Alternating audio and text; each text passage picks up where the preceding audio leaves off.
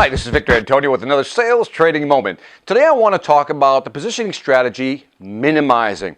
Minimizing something the client thinks is important, but your product or feature or service doesn't offer. So let me go through this simple example. Let's say that you're the client and you want to buy a computer. And in your mind, you have 5 things that you're looking for and you have them in a certain priority in your mind, right? Again, swap out the computer for a customer that you currently have, but let's just use a computer purchase as an example. You're buying a computer and these are the 5 things you're looking for. You want lots of memory, right? You want it to be light, so you're looking at weight.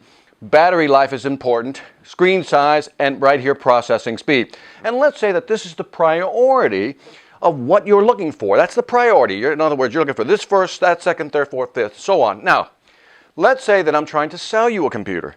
And I'm trying to sell you a computer, and you've already looked at 2 competitors. Now, you looked at competitor 1, and they have everything you need. You looked at competitor 2, and they have everything you need. Well, here I come along, and I'm trying to sell you this computer, but there's a problem. If you look closely, I have a little negative by this little check mark, which means that my computer is heavier than my competitors. So that puts me at a great disadvantage, especially if this is the second most important thing on your list. So my job as a salesperson then is to what? To try to minimize, in your mind, the necessity or the need for weight. Now I can do that several ways, but in this simple example, I can probably say, Mr. Customer, let me ask you a question. How often do you have to travel with this laptop or computer? And you'll probably say, well, not often. Well, Mr. Customer, how often do you have to move it? Customer may say, well, not often.